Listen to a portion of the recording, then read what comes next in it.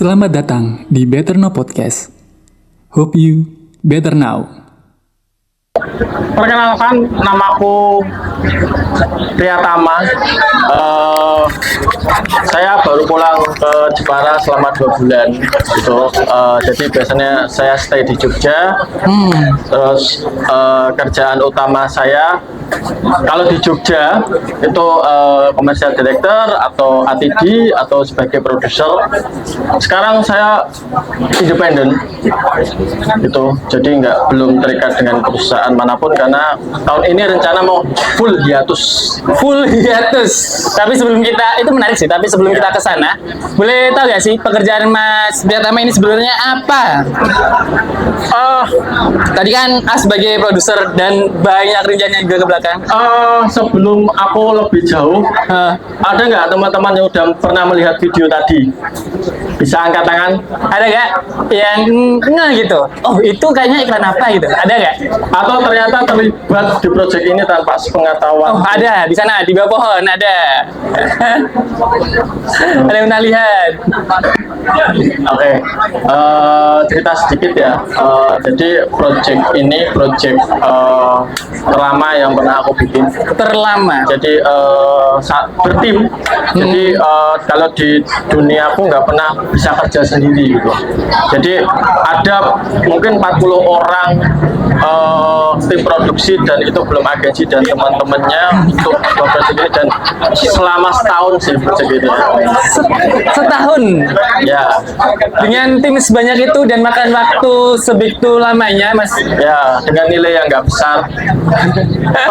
Terima kasih santri-santri saya. Santri. Harus dilatih. Wah, aku nggak tahu apa ini. Oke. Jadi aku berproses untuk sekarang menjadi seorang komersial film director. Tidak sebentar ya. Jadi prosesnya mungkin dari aku bakal balik ke 15 tahun yang lalu. Jadi mulai 2010 aku lulus dari SMK 2 SMIK jurusan animasi, terus aku kuliah di Jogja di ISI. Nah, dari situlah aku mulai berkembang. Aku ingat banget peran pertamaku waktu itu 2011 itu apa ya, diajak syuting kakak kelas waktu itu jadi ini kabelman selama 2 bulan penuh jadi kabelman, tidur di mobil box terus syuting layar lebar gitu kan, terus naik terus jadi DOP, terus jadi beberapa director. Kadang gini, aku lebih sering jadi artisan director gitu. Jadi jadi direkturnya misalnya A gitu. Nah, kadang direktur itu sibuk sekali. Nah, aku kebagian berapa proyek nanti berkarya untuk mereka gitu. Dan menurutku itu untuk di industri, untuk idealis itu mungkin bagi teman-teman tabu ya. Tapi kalau di industri itu udah menjadi biasa karena tujuan industri itu bukan eksistensi lagi, tapi berapa uang yang bisa dihasilkan. Oh, tujuannya udah sampai ke sana ya, ternyata. Karena kan ada beberapa manpower yang harus kami hidupi ya, gitu kan. Jadi betul. Level tertingginya adalah kita bisa berguna orang dan bisa menghidupi orang lain. Nah, gitu. I see. Dan tadi nyinggung soal hiatus. Kenapa sih Mas kok bisa sampai ke hiatus itu tadi? Pengen mutusin hiatus, kenapa Mas? Jadi aku lagi bikin cerita sedikit ya. Oke, boleh. Jadi boleh sekarang aku lagi bikin satu space kecil ya di tengah-tengah antara Bangsi sama Jepara gitu kan. Terus kenapa hiatus? Karena selama 15 tahun itu aku bekerja nggak pernah berhenti. Memang bener-bener di situ terus ya. Jadi bekerja 15 dan aku udah berpikir dulu, aku udah punya timeline bahwa di tahun ke-15 aku akan rehat selama setahun. Oh, bahkan udah ada timeline-nya sendiri dibuat? Ya, selama di tahun ke-15 aku bakal rehat dan aku bakal apa ya? Karena gini, usaha jasa itu kita nggak selamanya bisa dipakai sih, dipakai ya, gitu. Jadi dipakai. kalau kita nggak upgrade, kita nggak ngikutin terus, Iya. kita nggak jadi dipakai. Iya. Kayak gitu sih. Seperti di project tadi tentunya yang libatin 40 orang dan sampai 1 tahun. Ya, Boleh ceritain nggak itu project untuk apa dan gimana prosesnya tadi? itu proyeknya Toyota sama Iya. agensinya namanya EDA. Direkturnya itu Mas Joy di Jakarta. Nah, studio yang menangani adalah Animate di Jogja. Nah, saya berperan sebagai ATD, jadi asistennya Mas Joy untuk di Jogja gitu. Jadi di Jogja itu kan perlu direktur juga. Iya, Di iya, samping iya. ada art director di dalam studionya. Nah, nanti dari saya turun ke art director, dari editor nanti dipecah lagi, dia bakal mencari banyak manpower untuk mengerjakan ini gitu. Sekomplek itu ya? Ya, jadi untuk animasi komersial itu sangat-sangat kompleks sih, nggak bisa kayak kamu punya duit, oke, misalnya kayak ada brand, Mas saya punya duit 350 juta, aku mau bikin komersial, nggak semudah itu. Jadi ada beberapa tahapan dan biar nggak rugi ya, rugi dalam arti kayak proyeknya itu nanti panjang, duitnya nggak seberapa tapi panjang, terus nanti orang udah punya udah bekerja lebih tapi nggak dihargai kayak gitu. Iya. Dan Mas sampai masih bertahan 15 tahun di dunia itu dengan ekosistem yang seperti itu ya. Luar biasa. Karena duitnya lumayan sih. Iya. Lagi-lagi ya. Tapi ngejaga eksistensi ya, biar selalu dipakai itu gimana Mas? Tadi kan kayak banyak banget. Nah, kalau sekarang itu enak ya, ada sosial media, kita kasih ke karya, sosial media, kasih ke LinkedIn, syuting sekali, kelihatan bagus, atau kita kenal sama produsernya siapa, kita udah jadi director gitu ya. Kalau saya dulu enggak, saya harus dari bawah banget buat kenal gitu. Jadi bahkan kalau aku sekarang itu sosial media kayak update di sosial media itu menurutku nggak penting gitu, karena track recordku udah ada beberapa di agensi, ya udah. Ketika aku kerja aku cukup ngirim 1 reel buat mereka, nah nanti mereka bakal memilih sih, tapi ke situ aja sih. Iya, bahkan secara porto pun emang enak sekarang ya Mas, kayak lebih gampang gitu. Kalau ya. sekarang itu gampang banget ya, kasih porto, Ya terus bener. ya enak lah gitu. Cuman kadang apa ya, track record itu nomor 1 sih, karena iya, bener. aku jujur aja nih, aku menemukan banyak manpower yang menurutku kurang pas ya. Jadi portonya bagus, ternyata attitude-nya nggak bagus. Ya. Supaya deadline hilang, alasan keburu rumah sakit kayak gitu. Karena bahkan di 2019 aku pernah lost project yang lumayan gede di Temin Toyota Manufacturing itu gara-gara aku meng-hire Anaisi. Ini tak sebut ya Anaisi karena itu alma mater sendiri. Iya. Dia 2 minggu tak kasih pekerjaan sebagai storyboard artist, dia bilang oke, tapi tabiat Anaisi waktu itu adalah project bakal diselesaikan ketika deadline. Jadi malam aku tahu sih, malam itu dia baru ngerjain, akhirnya nggak selesai. Pagi-pagi ketika aku mau pitching, namanya WhatsApp, Mas ini masuk rumah sakit, buat aku nggak mesen sih. Itu lari dari beliau, dan semenjak itu aku nggak mau pakai alma materku sendiri. Karena track record tadi ya. Iya, kecuali dia emang track recordnya udah bagus. Udah bagus. Terus tiba-tiba ada kayak gitu ya. Oh, masih bisa dipertimbangkan lah ya. Iya. Nah, selama dulu kayak gitu masih agak susah untuk pemasaran. Kamu mensiasati untuk agar dirimu selalu eksis itu gimana, Mas? Sebisa mungkin jangan melakukan kesalahan. Nah, meminimalisir kesalahan. Pertama, personal branding harus bagus ya. Jadi walaupun belum ada sosial media, tapi personal branding harus bagus. Misalnya kayak kita nggak boleh setelah kita harus masuk dengan template yang mereka, karena semua pekerjaan namanya beda-beda. Yes. Kita harus menaati SOP-nya mereka, karena setiap agensi atau customer punya SOP yang berbeda-beda gitu. Terus harus tepat tepat janji ya. Kalau misalnya Tepat janji. besok kita ada apa ya? Kita mau preview pertama untuk customer. Nah, jadi gini, tak jelasin. Kalau di industri komersial itu ada beberapa tingkatan apa ya? Tingkatan klien ya. Paling atas itu adalah brand atau yang punya produk gitu kan. Yeah. Terus nanti di bawahnya biasanya ada agensi. Nah, dari agensi itu nanti baru ke studio atau PH.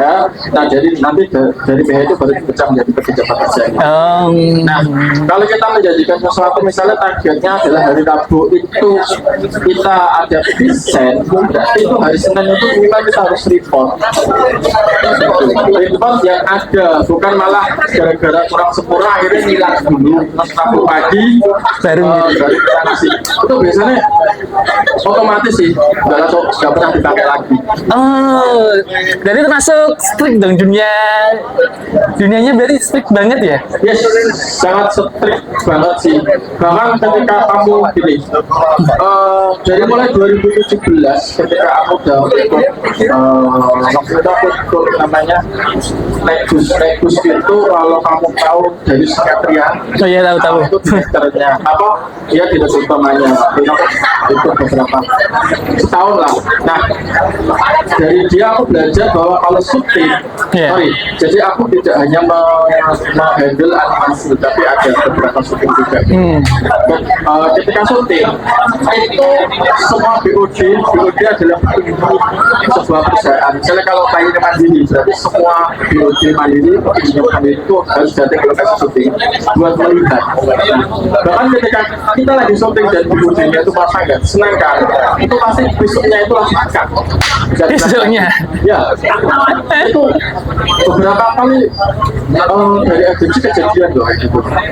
Jadi karena brand itu kalau brand gede itu nggak peduli misalnya aku mau revisi ini terus harganya sekian mereka nggak bakal peduli gitu.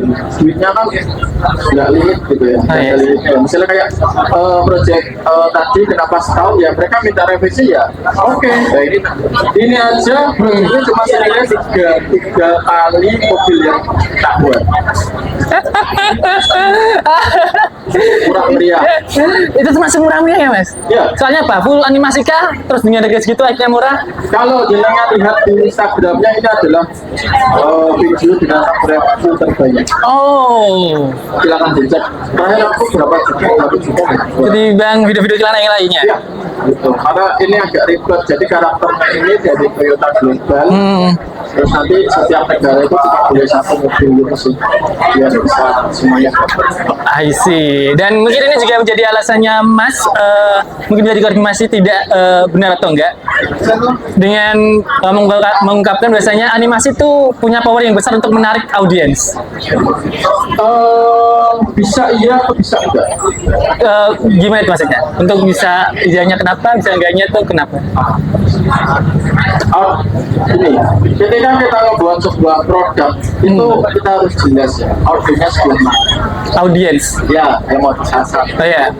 Kita harus kontrolin juga. Itu pertama. Yang kedua adalah ini dari sisi kita menarik audiens. Terus nanti dari sisi produknya gitu kan. Kalau aku mungkin boleh di slide Mas. Yang pertama. Nah, sorry ya, aku dulu. Boleh. Aman mas. Oke, apa sih yang biasa aku tawarkan ke customer? Jadi agensi atau brand langsung sebagai komersial biar selalu dipakai. Nah, ya dipakai dalam betul-betul industri. Nah, yang pertama adalah konten yang sangat personal. Jadi aku nggak tahu membuat sebuah konten yang sangat personal. Personal dalam arti sesuai dengan kebutuhan mereka, sesuai dengan brand mereka, sesuai dengan tujuan mereka. Jangan sampai yang tak bikin itu apa ya? Itu sama, tidak pernah ada. Dan yang penting wah, yang penting bagus. Nah itu enggak sih.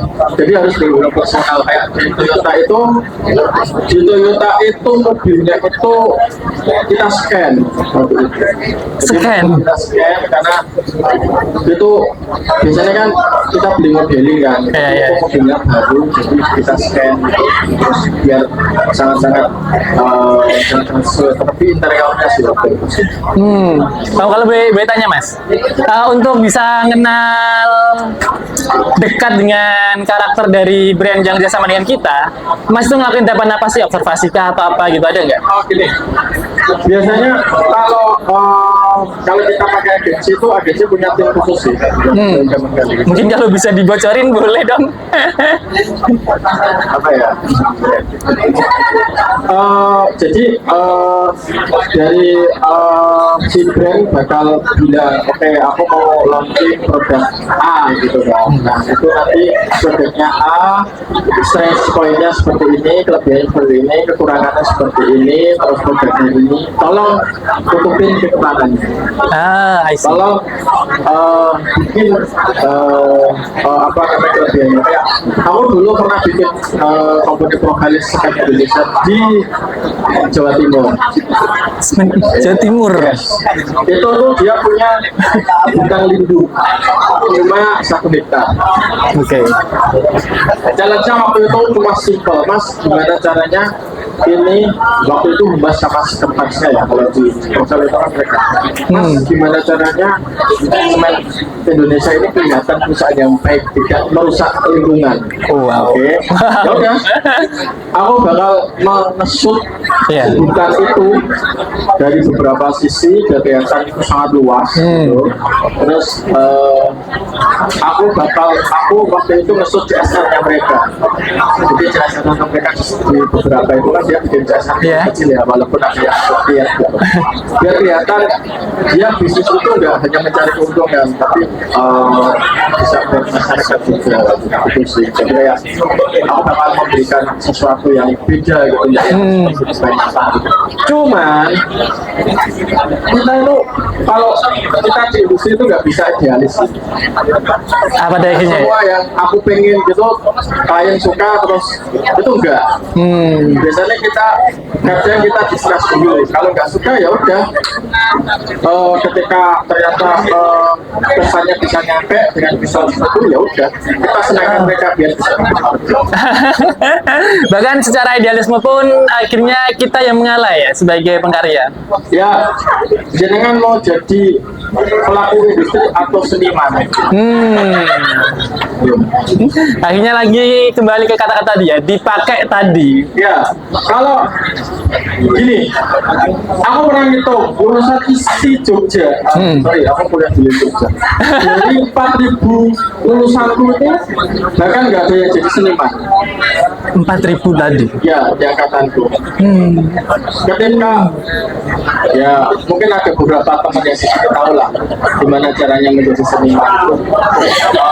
Festival foto di belakangnya itu masih ada biar karya dasar mahal akhirnya mereka menjadi seniman itu passion.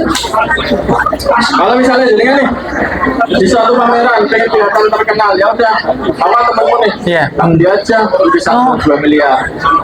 Besok kamu kan terkenal, besok teman-teman pasti pada wah seniman 2 miliar. Pikir seperti itu, salah. Tapi jangan di situ ya. Oke, siap. Serem ya. Visual yang fresh sama outstanding.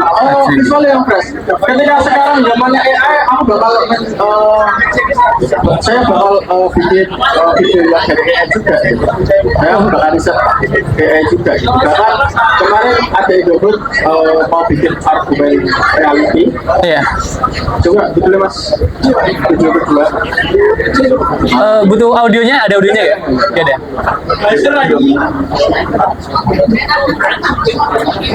Nah, ini argumen relatif buat Indofood ya.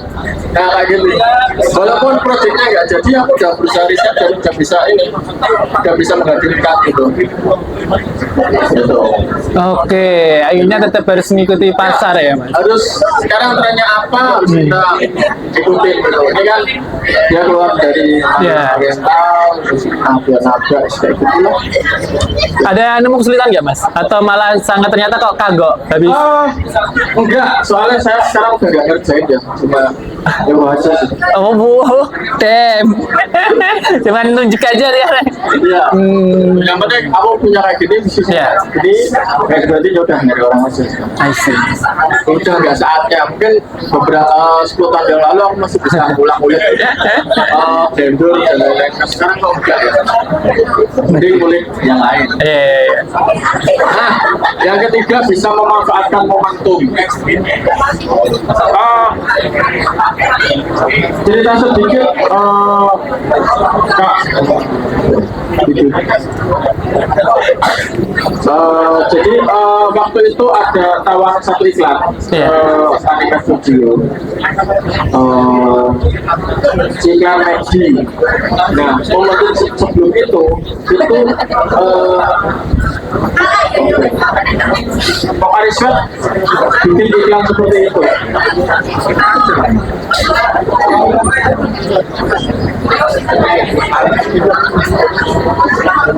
Ini iklan dari McD.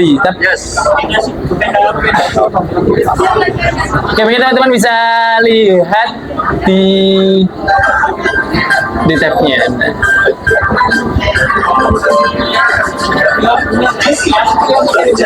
Oleh sejalur semestinya. Nah itu, kira aja ya. Oke. Karena saya nggak terlibat banyak di sini.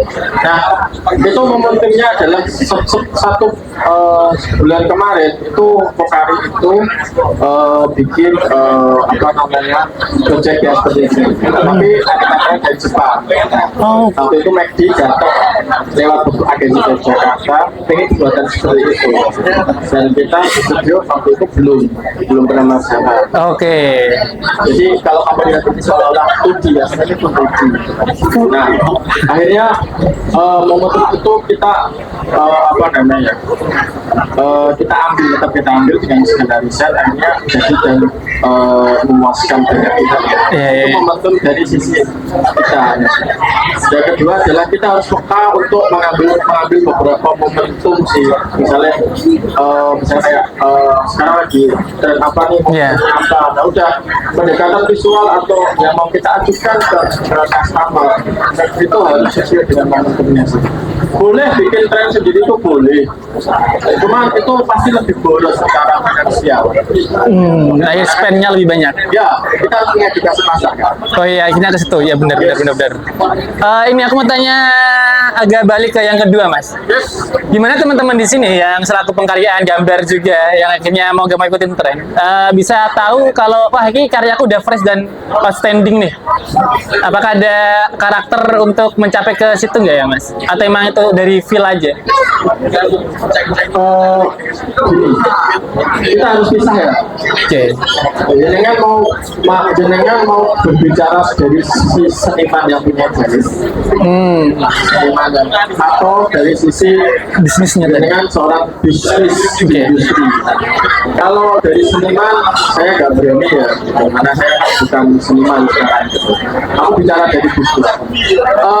Fresh dan outstanding itu biasanya dimulai dari satu yang memulai gitu. Misalnya setiap Ramadan itu kan kita punya satu iklan yang menjadi patokan bersama dan kita selalu setuju bahwa iklan Marjan itu adalah iklan animasi yang bagus. Iya betul. Walaupun tahun ini dia habis 35 miliar. Serius? Yes, 35 miliar untuk iklan itu dan itu kembali di 2000 pertama itu udah tutup. Worth it banget berarti. So sekarang ya tahun ini dan tahun kemarin Iya. jadi Oh, terima kasih Jogja sama Jepara belum mampu. Jogja dan Jepara belum mampu. Nah, mungkin habis ini ada teman-teman yang ternyata kok bisa ayo kita bikin studio di Jogja, di Jepara, nanti tak cari order dari Jakarta. Yang penting kalian tahu. Nah ini ada ajakan teman Lewat Invasi Studio. Invasi Studio again and again. Oke, jadi cara untuk tahu itu tadi ya, emang akhirnya ngelihat market lagi ya. Nah, sama ada satu kebiasaan. Indonesia itu tertinggal 5 tahun dari yang brand. Indonesia itu sering tertinggal beberapa tahun sama di luar. Tren negara di lain. luar udah Indonesia itu di Indonesia masih nyaman di mana gitu ya, di P atau di mana gitu. Aku lebih suka kayak bakal riset visual keluar sih. Oke, di luar trennya kayak gini ya gitu. Aku mau coba adopsi. Nah, aku mau coba tawarkan ke customer. Oh, ternyata kok disambut baik, kita lanjutkan. Oh, ternyata kita ditolak, ya nggak apa-apa, dia punya uang kok. I see. Wih, ternyata sekomplek itu. Maksudnya enggak, kita lo udah masuk industri, mau nggak mau kita harus misahin. Memang pengen berkarya as seniman kah? Atau memang bisnis? Dari situ aja kayaknya enggak semua orang bisa, Mas. Ya nggak sih, Mas? Ya, Enggak semua orang bisa, karena harus berkompromi dengan banyak hal. betul. Gini ya, kompromi itu kalau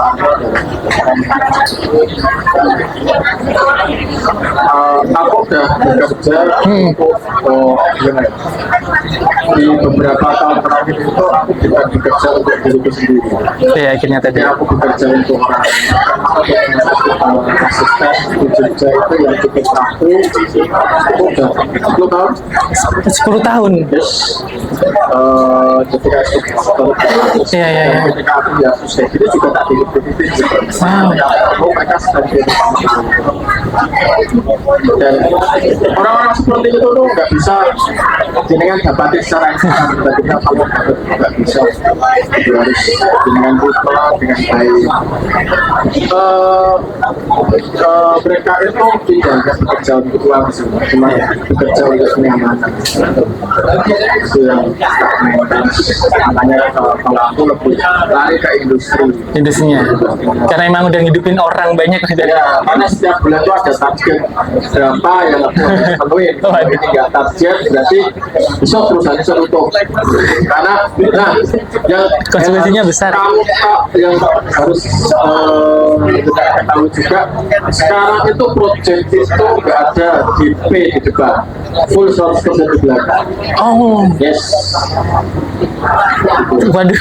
Terus sikapinya gimana itu? Jadi sebuah perusahaan itu minimal harus punya 4 kali modal sih. 4 kali modal. Misalnya kalau dengan proyeknya itu 300 jutaan, berarti kalau dengan perusahaan itu harus punya 12 M. Karena agensi itu paling cepat 3 bulan. Oh, Nah, kecuali jenengan tuh kenal direktur sih. Kalau jenengan kenal direktur ya bisa cepat 2 minggu. betul. Jadi itu adalah ini 3 step untuk ngejaga biar selalu dipakai. Yes. Biar bisa dipakai. Yes, next. Nah, biasanya ini tadi udah beberapa tak singgung ya. Iya. Setelah project dulu itu biasanya aku ngapain aja. Yang pertama itu tidak terlalu idealis. Ya tadi. Kayak tadi ya. Jadi aku punya konsep, bla bla bla bla. Kok kalian nggak suka? Ya udah nggak apa-apa. Aku nggak merasa tersakiti juga. Yang penting ini project jalan, project deal. Saya suka bisa rupiah, anak-anak makan, juga makan. Betul ya. Perusahaan jalan. Yes. Terus yang kedua itu berusaha cari tim terbaik. Tidak jarang anak-anak, sorry buat teman-teman yang freelance ya.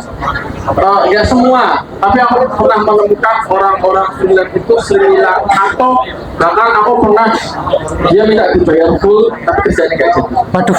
Kayak gitu. Itu pernah sering kayak gitu. Karena kadang freelance itu kan nggak bisa tetap langsung. Iya. Ada dia base rekomendasi.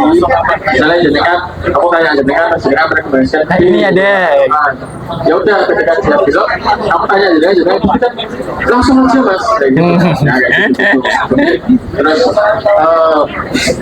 karena tim itu yang paling utama. Karena yang bakal kerja bareng untuk proyeknya ya. Iya, nggak bisa sih foto komersial itu kerja sendiri itu nggak bisa ya. Tapi dengan catatan ini untuk proyek-proyek yang nasional atau proyek yang besar ya. Yang gede. Kalau misalnya untuk di rumah buat kan kecil sendiri nggak masalah. Iya. Karena ini kan audiovisual. Iya. Terus tidak terlalu santai. Tidak terlalu santai. Oh, timeline. Kalau timeline-nya Rabu Iya. harus present itu udah harus jadi. Oh, tadi 2 hari sebelumnya lah minimal. Karena kalau kita dari studio itu biasanya harus proofnya berlapis sebelum dipresent ke klien. Itu misalnya studio itu punya sutradaranya 2. Ya. Sering kan? Sering kok satu project itu sutradaranya ada 2 itu sering. Oh, oke. Jadi agensi menunjuk satu sutradara sendiri, nanti di studio atau di pihak ada sutradara sendiri, itu sering banget gitu.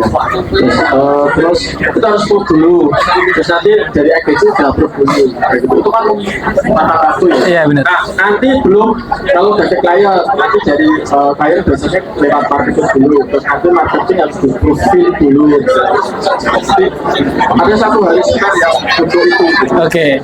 Kayak gitu itu emang harus ditentuin dari awal atau emang itu akhirnya jalan dari kebiasaan Mas itu Mas?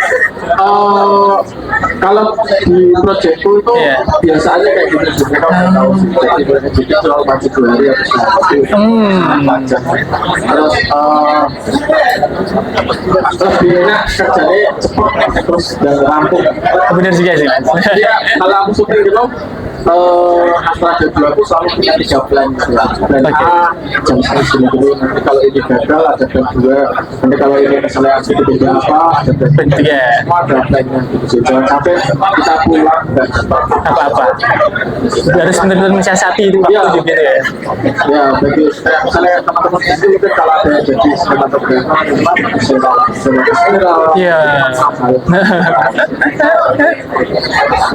SOP yang ketat, jadi menerapkan SOP yang ketat.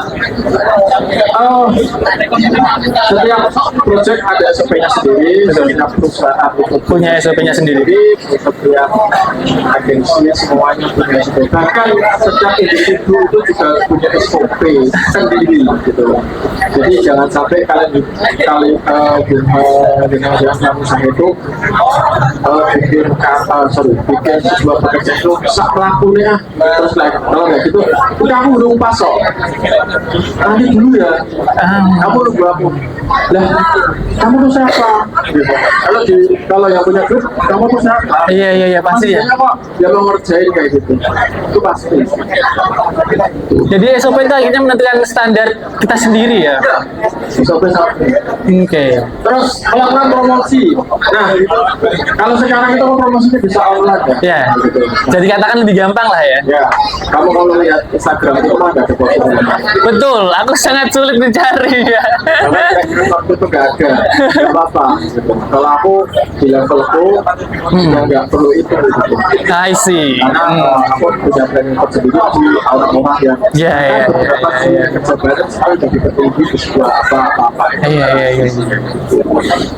Terus tapi usahakan bikin promosi sih baik offline, online atau omni terserah lah gitu, gimana caranya biar kalian terdeteksi. Kalau di level-level seperti kita nih Mas, masih di kabupaten, mungkin bisa dikatakan promosi yang masih bisa kita jangkau, nggak terlalu tinggi, nggak terlalu muluk-muluk, tapi kira kita bisa ngelakuin apa Mas? Ada tips nggak? Jaga kredibilitas. Jaga kredibilitas. Dari setiap project harus bagus. Ya, jangan sampai barang yang kamu pajang di sosial media itu kelihatan bagus tapi ternyata ketika aku mendengar kamu dapatnya job. I see. Woi, tanggung jawab. Yes, jelas. Oke. Baik. Oh ada.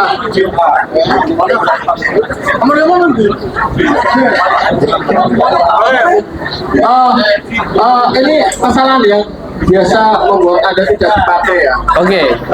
Yang pertama target market tidak sesuai. Jadi ternyata kalian pengen idealis, tapi kalian pitching ke sebuah industri yang tidak pengen idealis. Dan dia mencari tukang, itu berarti target market tidak sesuai. Otomatis kamu lost di project itu. Yang kedua terlalu idealis.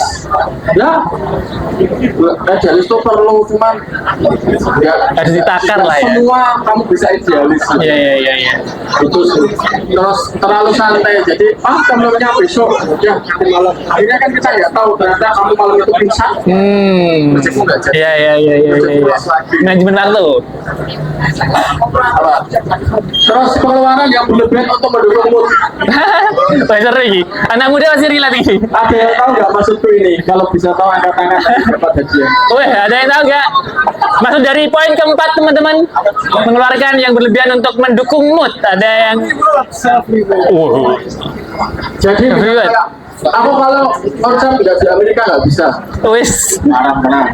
Tapi ada nggak sih kayak gitu, kasus kayak gitu? Ada sih. Waduh. Terus saya kalau konsep aku menunjukkan sesuatu nggak minum tequila atau bisa nggak bisa. Ada. Bahkan yang paling sebenarnya paling di sini adalah saya loh mas, kayak desain atau ngapain nggak rokok nggak bisa. Ya kalau aku secara pribadi sih kalau ada ya nggak apa-apa, kalau nggak ada ya nggak apa-apa. Jadi harus bisa ngecek seperti itu sih. Misalnya kalian harus merokok, suatu ketika kalian dihadapkan di HO atau di office yang nggak boleh merokok di luar itu. Pilihannya dua, kamu keluar project loss atau kamu bisa mengerjakan di situ. I see. Akhirnya hal itu jadi kebiasaan yang akan mempengaruhi kedepannya nanti ya. Harus sih. Ya kalau bisa, kalau misalnya bisa dengan mobil yang kayak gitu. Iya. Nggak bisa. Ya udah. Nomor 5, selalu bekerja sama dengan orang atau tidak salah. Ya kebalikan tadi yang menjelasin ya. Iya benar. Terus nomor 6, tidak punya SOP yang jelas. Nomor 7, tidak melakukan promosi. Karena dengan promosi baik offline atau offline itu kalian bisa report bahwa seharusnya kalian bisa sampai di level bukan hanya promosi sih, tapi menjadi top of mind di sebuah perusahaan atau orang tertentu. Jadi kan ketika orang itu atau itu, oh aku butuh desainer, oh aku butuh director. Itu kalian gitu. Iya. Nah, itu agak panjang. Proses untuk menuju ke sananya ya. Tapi pasti udah pernah ngalamin posisi itu kan? Apa nih? Yang positif atau negatif? Yang positif. Pasti yang positif ya alhamdulillah gitu. Yang negatif ada lah. Ada juga ya. Yang belum positif ya. Banyak negatif. Tapi sampai mengalami di approach oleh perusahaan duluan, itu memang selama itukah atau kamu di approach sama perusahaan atau orang duluan? Apa Sering. selama itu? Aku sering ke Jakarta pitching dengan 8 pihak yang berbeda. Kalau udah kayak gitu aku pulang nggak jadi pitching. Kok bisa mas? Karena mereka hanya mencari pembantu. I see. Bahkan sampai akhirnya terpelajari ya kayak itu ya? Ya, dengan beberapa tahun akhirnya aku tahu karakter klien sih. Mana klien yang memang itu, mana klien yang dia mencari cuan yang murah, mana yang dia hanya mencari peduli. Iya, I see. Ternyata nggak kerasa waktunya udah lebih mas. Mungkin sebelum nanti berakhir, ada teman-teman di sini sebelum waktunya berakhir pengen bertanya, boleh banget teman-teman kalau ada yang ditanyakan bisa angkat tangan. Nanti dia akan dapat hadiah dari kami kalau pengen ada yang tanya. Ada yang tanya boleh? Ada yang tanya? Ada boleh? Bisa maju ke depan mas, sorry, mohon maaf ya mas. Boleh maju ke depan mas. Duduk.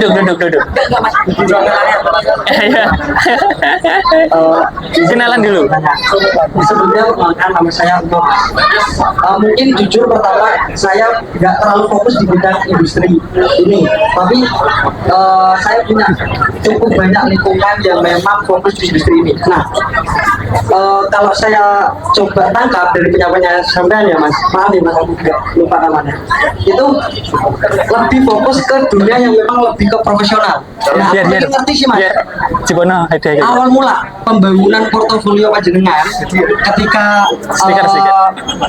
apa ya, mengenalkan ke perusahaan bahwa sampean personal branding lah Oke, itu yang pertama. Terus yang kedua terkait riset.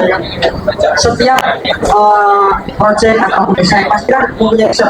Nah, sepanjang pengetahuanku, kebanyakan kalau orang-orang Indonesia itu terkhusus di industri ini ya Mas, itu kalau nggak Jepang, Australia.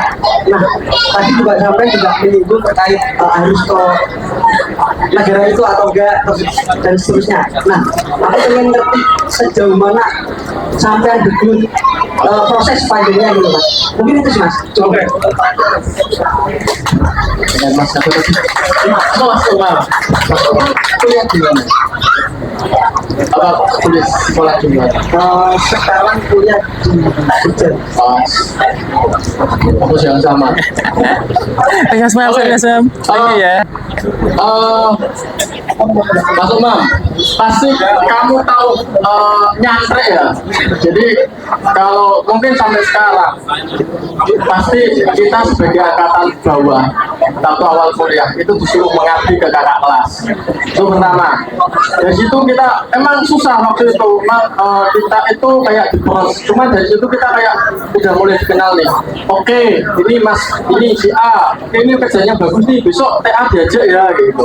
Nah, itu TA. Yang kedua, oke si A ternyata oke ya. Berarti kalau ada aku dapat project, berarti ini mau tak ajak ya. Nah, dari situ itu yang antar individu ya. Terus yang kedua, aku ada beberapa untuk yang tadi. Aku ada beberapa cara waktu itu. Yang kedua, yang pertama itu aku bawa foto-foto kuliah. Kalau di 2010-2015 itu di kampusku itu nggak seperti sekarang ya, kamera bagus itu enggak. Jadi kita jualan ini loh Mas, kita ini loh Pak, kita bisa bikin tapi kamera itu nggak penting. Jadi seolah-olah teknis nggak penting. Padahal kalau bikin dan bagus itu visual bagus. Itu ya harus dihasilkan dengan kamera yang Tempatnya ya. Iya, iya. bener-bener nyangkep lah. Terus yang kedua riset. Riset itu sekarang kan mudah ya. Jadi kan nggak harus ke negara tertentu, nggak harus ke cukup pakai jejaring yang ada. Misalnya jadi kan sekarang kenalnya di kampus Mas IPA aja, Mas Hadu, udah cukup kamu bisa minta referensi ke dia. Syukur-syukur kamu bisa kenal beberapa senior misalnya Pak Om yang sedang ke kampus atau yang lain. Kalau mau riset pribadi, riset mandiri juga bisa. Cukup di internet atau kalau mau sedikit idealis, kalian ke festival. Aku pribadi jarang yang namanya duduk melingkar. Jadi aku waktu kuliah itu paling asik ketika kayak duduk melingkar. Aku nggak mau dikenal dengan ini loh. Orangnya suka ngobrol, suka gendong, mungkin diajak kerja nggak mau. Tapi aku pengen dikenal. Ya dia mau beli aku karena kemampuanku seperti itu. Iya, iya, iya. Gitu. Ya dari karyanya ya, Ya, dari sininya. jadi riset bisa di mana aja sih. Dan semenjak ada beberapa agensi itu biasanya riset-riset produk atau visual itu udah dari agensi. Jadi kadang terima udah kayaknya udah lumayan bersih, tinggal kayak sebelum besok PPM, pas PPM atau PPM pertama itu ada yang kurang nggak, ada yang tambahin nggak. Nggak yang dari awal banget harus riset. Kayak gitu Mas Imam, Mas Umam sorry. Ada lagi? Ada lagi? Ada yang ingin bertanya lagi teman-teman? Boleh banget. Itu depan. Iya boleh Mas. Ke depan, ke depan. Sorry ya. Ya boleh duduk, boleh duduk. Ini Mas, saya mau tanya soal sudut pandang Masnya terhadap teknologi yang sudah semakin maju ini. Apalagi kemarin banyak beredar tentang VO3 dari Google, VO3, AI Gemini ya, Gemini Google. Nah itu katanya kan menggerus banyak industri audiovisual dan perfilman. Nah, menurut Masnya ini untuk sebagai salah satu pelaku di industri tersebut, apakah AI ini menjadi salah satu ancaman atau malah mungkin bisa ada proyek yang kompet di situ? Apa gimana cara menyikapinya? Oke, langsung tak jawab ya. Menurutku kita nggak sebagai seorang industri kreatif itu tidak bisa memusuhi AI ya. Aku selalu menjadikan AI itu teman karena kita bisa mempermudah pekerjaan di luar AI. Ya misalnya kayak Corel itu kan di belakangnya ya banyak AI juga. Oh iya, akhirnya. Iya. Jadi kayak kita harus takut dengan AI nanti tergantung nggak bisa.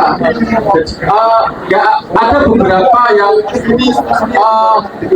apa ya? Sekarang itu kalau dulu kita ngomongin AI itu kan balik lagi ke revolusi industri ya, revolusi industri 4 sekarang pakai kita bakal kembali revolusi industri 5.0 di depan. Itu udah menggabungkan antara AI atau manusia atau robot dengan manusia. Betul. Jadi jangan takut dengan AI. Bahkan ada satu project yang sedang aku riset dan aku jual ke beberapa brand. Itu ada namanya Swapfest. Jadi virtual influencer dengan apa ya? Badannya manusia. Sama. Iya. Kenapa itu kan pakai AI? Kenapa aku jualan itu? Karena beberapa kali customer atau brand itu meng-hire influencer. Nah, ketika influencernya itu punya skandal, brand itu jatuh. Gitu. Misalnya kemarin siapa gitu, ya kalau dapat skandal, ya udah jatuh gitu. Nah, akhirnya aku mau bikin sebuah virtual influencer jualan itu, influencer yang bisa di-paid dari kalian, dari sebuah brand sesuai dengan kebutuhan brand, bisa dijalankan gitu kan, dan bisa sangat mirip dengan manusia. Ya akhirnya lumayan. Kemarin yang sekarang lagi running Sabrina. Oke. Berarti secara sebagai pelaku sendiri malah nggak sama sekali merasa terancam dan bisa memanfaatkan peluang itu. Yes. Melihat ada pasarnya juga ternyata tadi. Ada. Aku punya mentor di Jakarta namanya Mas Rangga. Kemarin gue sama tukang web buat bikin video jadi walaupun hasilnya masih belum. Dan ini kan harus tahu biaya untuk membuat itu pakai AI sama manual Berapa? lebih mahal AI. Wah, ternyata Mas. Karena AI sekarang masih mahal banget, harus pakai koin. Oh, I see. Gambar aja, Iya. seperti itu. Bahkan secara pasar pun ada ternyata yang minta harus pakai AI gitu. Ada. Baru tahu aku. Oh, I see. Oke, Mas, udah terjawab ya, Mas? Yang tadi. Yang penting itu kita kita harus menemukan orang yang mau menghargai apa yang kita menghargai apa yang mau kita bikin keren. apapun Ya. semua harus ada harganya walaupun kecil. Ada yang ditanyakan lagi teman-teman? Cukup? Oh, ada yang tanya? Gak apa-apa Mas? Ya Pak. Oh, oke. Silakan. Mas Alek. Ya, seleng aku.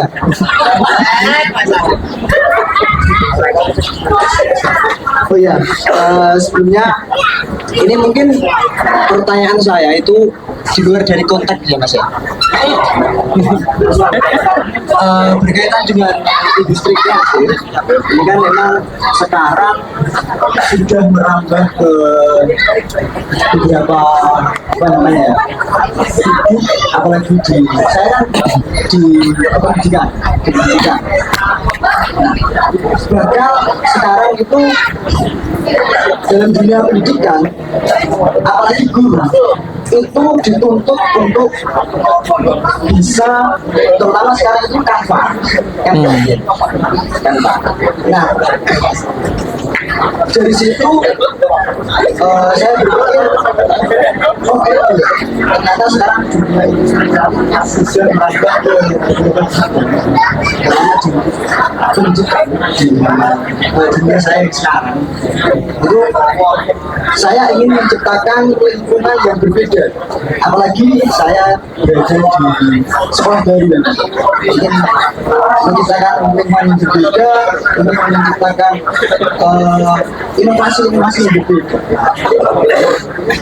Dari situ saya berpikiran, bisa nggak sih sekolah yang saya tempati sekarang itu kolaborasi atau semacam diadakan kerjasama antara pelaku industri kreatif itu dengan pihak sekolah, dan nantinya mungkin itu bisa dimasukkan dalam kurikulum sekolah itu sendiri.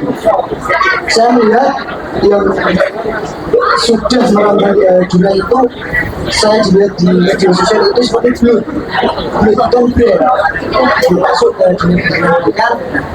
Saya ingin itu terkait itu kolaborasi antara industri kreatif dengan dunia pendidikan. Seperti ini, Mas. Terima kasih. Oke. Sebenarnya kita harus sepakat bahwa Indonesia itu kurikulumnya selalu berubah-ubah sesuai dengan Menteri. Betul. Betul banget. Terus yang kedua, jadi kalau dari kita sekolahnya swasta apa? Oh Swasta. Oke lah ya. Lebih fleksibel. Sebenarnya kalau dari swasta itu lebih enak sih. Jadi kalian bisa menunjuk misalnya ada pihak tertentu buat kerjasama itu enak gitu. Cuman kalau negeri itu ada namanya teaching factory juga. Jadi aku pernah kerjasama juga sama SMK 3 Jogja. Waktu itu IT sama desain itu teaching factory, terus ngasih kerjaan, terus nanti gurunya bisa upgrade kayak gitu-gitu bisa gitu. Cuman terkadang ada beberapa pihak yang kurang senang lah ya, karena aku pernah diundang sebagai praktisi di kampus swasta di Sidoarjo gitu. Waktu aku ngasih materi itu aku waktu itu ngisi tentang branding gitu, karena aku juga suka branding gitu. Itu ada satu dokter di situ S3 gitu kan gitu. Terus ada satu pertanyaan yang aku lempar ke audiens. Ada nggak sih Pak produk yang nggak perlu branding atau aktivitas marketing tapi produk itu laku? Nah, gitu kan. Semua nggak bisa jawab. Terus si bapak itu jawab, ada Mas beras. Beras ada harganya Mas. Beras ada brandingnya Bapak. Gitu kan. Kemana aku tanya, untuk mana nggak produk yang nggak perlu branding sama marketing tapi laku?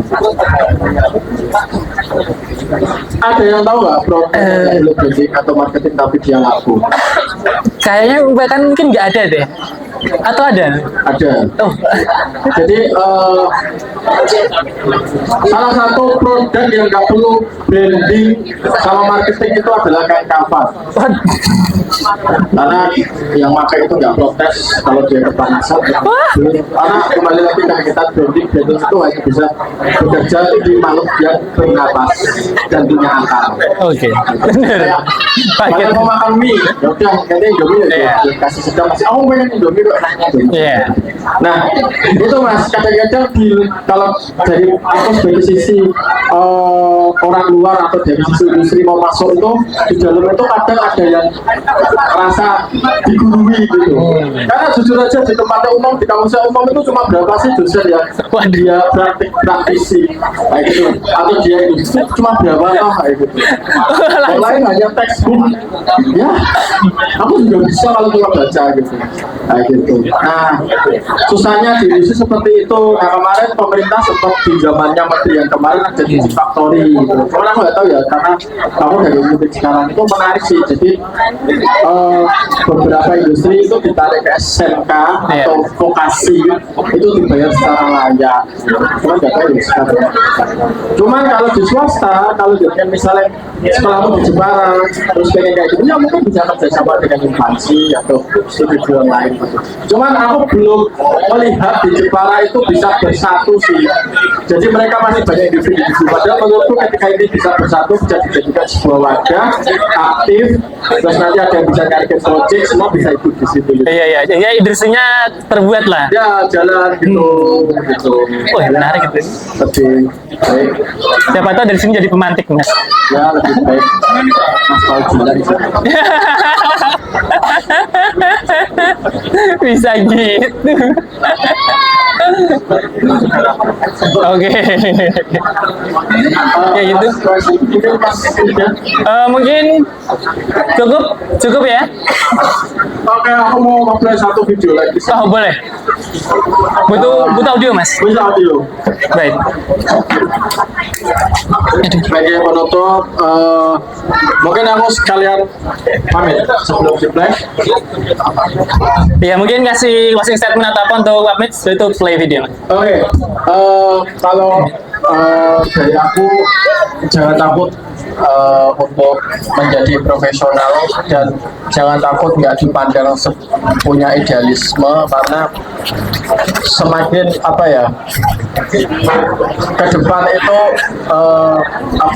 hidup itu kan step by step ya. Mungkin sekarang cuma butuh oke aku pengen dikenal, tapi besok semoga kalian bisa membuat sebuah perusahaan yang kalian bisa menghidupi itu dengan layak. Karena sampai sekarang terkadang anak-anak kreatif di Indonesia Habis ini berarti nanti manggil teman-teman yang